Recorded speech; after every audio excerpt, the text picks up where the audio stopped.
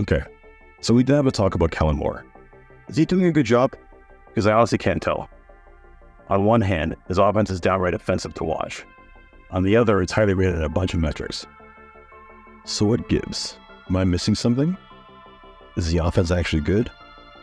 And most important of all, is he worth keeping around? If you know who gets fired. So let's do a deep dive into the Chargers offense, taking a look at the good and the bad, and figure out what Moore's future with the Chargers should be.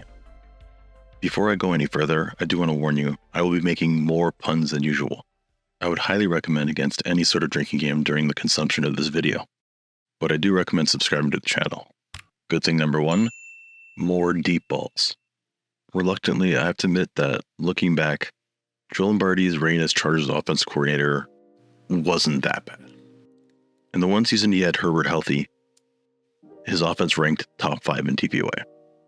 But still, it didn't take advantage of Justin Herbert's big arm. Kellen has definitely changed that. All he has to do is look at Justin Herbert's ADOT. Taking out his injury-riddled 2022 season, Herbert has gone from 7.8 yards of an average depth to 8.3. It's a significant uptick, and one that actually puts him ahead by 0.1 to Tua Tagovailoa, who famously has Tyreek Hill to throw to. This shouldn't come as a surprise. After all, Moore's tenure with the Cowboys saw him pushing the ball down the field a lot with Dak Prescott, and Moore kept saying that he was going to push the ball in press conferences. Moreover, what has been surprising is how he's turned Keenan Allen into a deep ball guy. That's a bit of an exaggeration, but Allen has been used more on the outside, and the result is the longtime Charger solidifying his Hall of Fame case. It's been interesting to see how Herbert's improved ADOT isn't just helping him, it's also helping a guy like Allen, who works usually out of the slot, more than meets the eye. Not to shit on Joe Lombardi again, but to also shit on Lombardi again. The man's play design was boring, like a period drama starring Dame Judi Dench. There was just a lot of running to a landmark and then turning, that kind of stuff.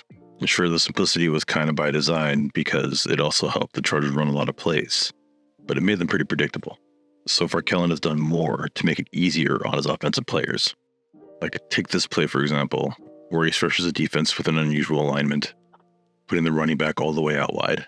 It confuses a really good defense and gets them an easy completion. Also, Moore has done a lot to specifically get Keenan Allen open, whenever and wherever he can. Unlike that guy that I keep shizering on, who was just like, hey, Keenan, can you run and then turn around? I know you're a really skilled route runner, but how about you run this route that the DB can just sit on? Thanks. It's not like Keenan needs a lot of help to get open all the time, but it just in general, it helps vary the offense. Defenses playing against him can't just be static. More with less. I also could have titled this section More Than the Sum of His Parts, and it would have worked. So far, Kellen has managed to put together a good offense despite losing his first and second wide receiver, diminishing returns from Austin Eckler, and some disappointing play from the other first-round disappointment, Zion Johnson.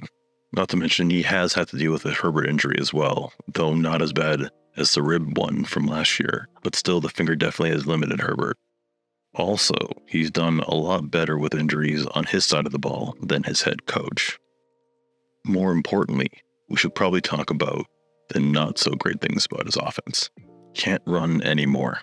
This one's a little misleading because the Chargers couldn't really run last year, though under Frank Smith they were pretty good, but that resurgence to the decent running game they had in 2021 hasn't come yet under Moore. Most concerningly, he's running the ball a lot on first down, second down, and sometimes even third down. It's putting Herbert in some tough spots, and protection is failing to hold up. But more on that in a second. It's been really bizarre to see for a guy who's throwing the ball as aggressively as, and how content he is sometimes with just running the ball on early downs.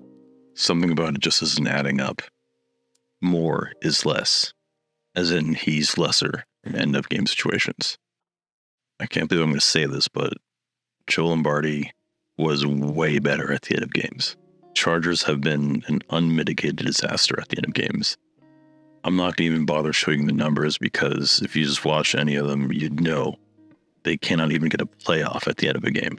Moore seems to be aware of it, and he said in an interview that protection is a huge aspect of it. But it seems like he's blaming other players and saying, oh, you have to expect things like twists and whatever. But this late in the season, it's not going to work. There's a discrepancy between the talent that you have and what you're asking them to do. More than likely a bust. As you may or may not know, I made a video previously defending Quentin Johnston. The video it's called is Johnston a Bust, and the thumbnail says nope. Obviously, everyone thinks it's really funny to say yep in the comments. And I appreciate the engagement. I blame Kellen entirely. Yes, QJ's horrendous drops are getting more and more horrendous, and his lack of fundamentals are downright bizarre for a pro receiver. He could have caught some of those passes just by getting his elbows in and letting the ball trickle in. At this point, he probably needs to get Tyson Bagent's dad to adopt him or something. Either way, he's not going to get more help from his coordinator, or any for that matter. This deep into the season, and with the receiver having lost all of his confidence, he's still making him do things he's not good at.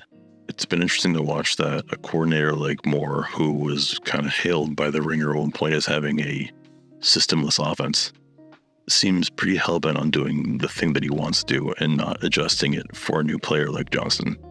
More like less bang for your buck.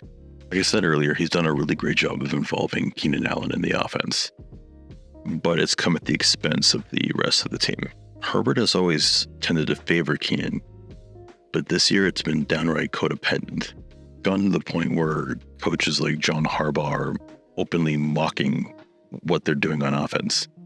And yes, Keenan's been very productive, but they're having trouble scoring points consistently. It's obvious that at this point in the season, Kellen should be doing more to get other guys open as well.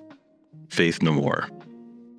All right, so it's now time to take the gloves off and ask whether Kellen Moore should stay with the Chargers. I think it's pretty obvious now that Brandon Staley, barring a miracle, and even if there is a miracle, I think he probably should get fired. So Staley's probably gone, which means Kellen Moore is also gone. Unless the Chargers' notorious owner decides to go cheap again. And I can see why he'd be tempted. There has been some interesting improvements this year. Case in point, more deep balls and scheming Keenan Allen open. But the way he's dealt with protections and stuff like that makes me nervous about him becoming the next head coach or staying on as coordinator. Of course, there are those rumors that he might get the Carolina Panthers job. But as far as I'm concerned, he's more than welcome to take that one.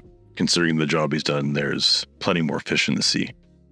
But one thing I did want to say in defense of Kellen Moore is there's definitely a pattern developing between Brandon Staley and the frustrating offenses the Chargers are putting out.